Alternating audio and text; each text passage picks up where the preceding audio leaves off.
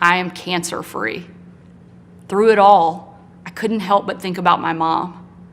She was 20 years old and in her first year of marriage when she was diagnosed with spinal cancer. The doctors told her she might not live, and if she did live, they said she'd never walk again. And if she did walk, she'd definitely never have children. The daughter she was told she'd never have was just sworn in as the new governor of Arkansas and is speaking to you tonight.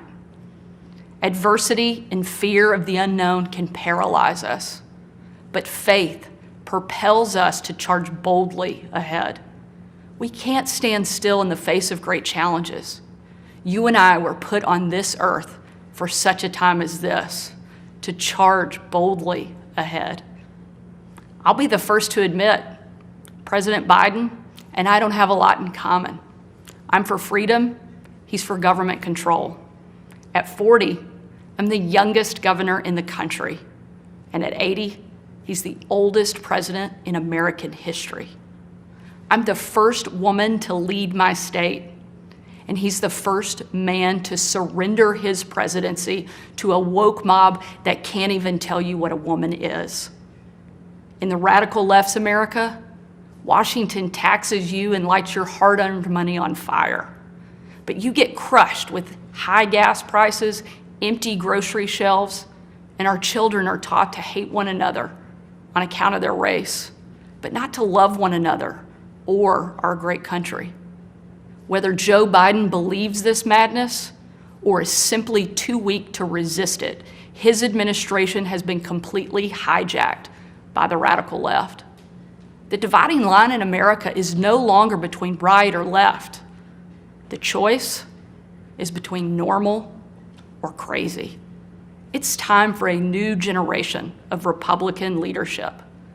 Upon taking office just a few weeks ago, I signed executive orders to ban CRT, racism, and indoctrination in our schools, eliminate the use of derogatory term Latinx in our government, repealed COVID orders, and said never again to authoritarian mandates and shutdowns. Americans want common sense from their leaders, but in Washington, the Biden administration is doubling down on crazy. President Biden inherited the fastest economic recovery on record, the most secure border in history, cheap, abundant, homegrown energy, fast rising wages, a rebuilt military, and a world that was stable and at peace. But over the last 2 years, Democrats destroyed it all. Despite Democrats' trillions in reckless spending and mountains of debt, we now have the worst border crisis in American history. As a mom, my heart breaks for every parent who has lost a son or daughter to addiction. 100,000 Americans a year are now killed from drug overdoses, largely from fentanyl pouring across our southern border. Yet the Biden administration refuses to secure the border and save American lives. And after years of Democrat attacks on law enforcement and calls to defund the police, violent criminals roam free, while law-abiding families live in fear. Beyond our border, from Afghanistan to Ukraine, from North Korea to Iran, President Biden's weakness puts our nation and the world at risk. And the president's refusal to stand up to China, our most formidable adversary, is dangerous and unacceptable. President Biden is unwilling to defend our border, defend our skies, and defend our people. He is simply unfit to serve as commander-in-chief. And while you reap the consequences of their failures, the Biden administration seems more interested in woke fantasies than the hard reality Americans face every day. Most Americans simply want to live their lives in freedom and peace. But we are under attack in a left-wing culture war we didn't start and never wanted to fight. Every day we are told we must partake in their rituals, salute their flags, and worship their false idols. all while big government colludes with big tech to strip away the most American thing there is, your freedom of speech. That's not normal. It's crazy, and it's wrong. Make no mistake, Republicans will not surrender this fight. We will lead with courage and do what's right, not what's politically correct or convenient. Republicans believe in an America where strong families thrive in safe communities, where jobs are abundant and paychecks are rising, where the freedom our veterans shed their blood to defend is the birthright of every man, woman, and child. These are the principles Republican governors are fighting for, and in Washington, under the leadership of Senate Republicans and Speaker Kevin McCarthy, we will hold the Biden administration accountable. Down the street from where I sit is my alma mater, Little Rock Central High. As a student there, I will never forget watching my dad, Governor Mike Huckabee, and President Bill Clinton hold the doors open to the Little Rock Nine. Doors that 40 years earlier had been closed to them because they were Black. Today, those children once barred from the schoolhouse are now heroes memorialized in bronze at our State House. I'm proud of the progress our country has made, and I believe giving every child access to a quality education, regardless of their race or income, is the civil rights issue of our day. Tomorrow, I will unveil an education package that will be the most far-reaching, bold, conservative education reform in the country. My plan empowers parents with real choices, improves literacy and career readiness, and helps put a good teacher in every classroom by increasing their starting salary from one of the lowest to one of the highest in the nation. Here in Arkansas and across America, Republicans are working to end the policy of trapping kids in failing schools and sentencing them to a lifetime of poverty. We will educate, not indoctrinate our kids, and put students on a path to success. It's time for a new generation to lead. This is our moment. This is our opportunity. A new generation born in the waning decades of the last century, shaped by economic booms and stock market busts, forged by the triumph of the Cold War and the tragedy of 9/11. A generation brimming with passion and new ideas to solve age-old problems.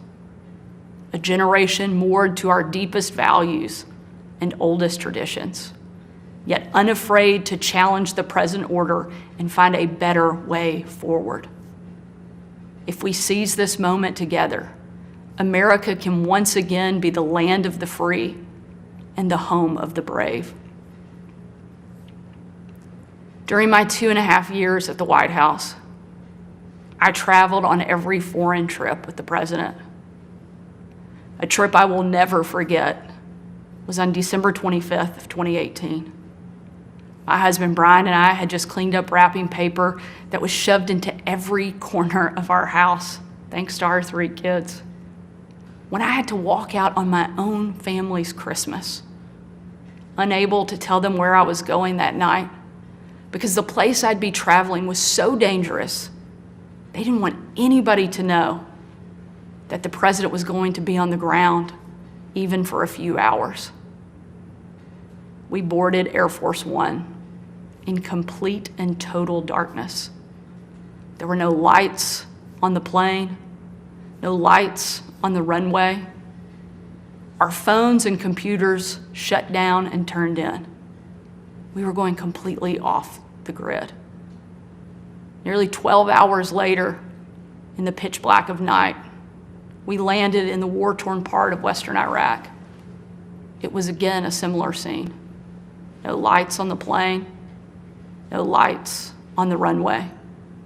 The only thing you could see was coming from about a mile away in a dining hall where hundreds of troops who were in the fight against ISIS had gathered expecting to celebrate Christmas with senior military leadership from around the region. They had absolutely no idea that the President and First Lady were about to walk into that room. And when they did, it was a sight and a scene and a sound I hope I never forget. The room erupted. Men and women from every race, religion, and region, every political party, every demographic you can imagine, started chanting in perfect unison over and over and over again, USA, USA, USA. It was an absolutely perfect picture of what makes our country great. One of the young soldiers yelled from the back, "Mr. President, I re-enlisted in the military because of you." And the president said, "And son, I'm here because of you." Shortly after, that young soldier came up to me. He said, "Sarah, you have a tough job." I told him, "What I do is nothing. You take bombs and bullets. That's a tough job."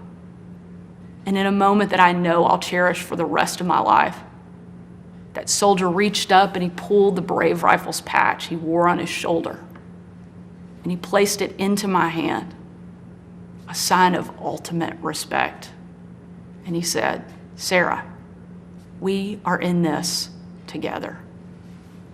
Overwhelmed with emotion and speechless, I just hugged him with tears in my eyes and a grateful heart for our heroes who keep us free. That young man and everyone who has served before him, all of those who serve alongside him, and the thousands we know who will be called upon to serve after him, deserve to know they have a country and a community back home doing our part in the fight for freedom. America is great because we are free. But today, our freedom is under attack, and the America we love is in danger. President Biden and the Democrats have failed you, and it's time for a change. A new generation of Republican leaders are stepping up, not to be caretakers of the status quo, but to be change makers for the American people. We know not what the future holds, but we know who holds the future in his hands. And with God as our witness, we will show the world that America is still the place where freedom reigns and liberty will never die. Thank you. God bless you, and God bless America.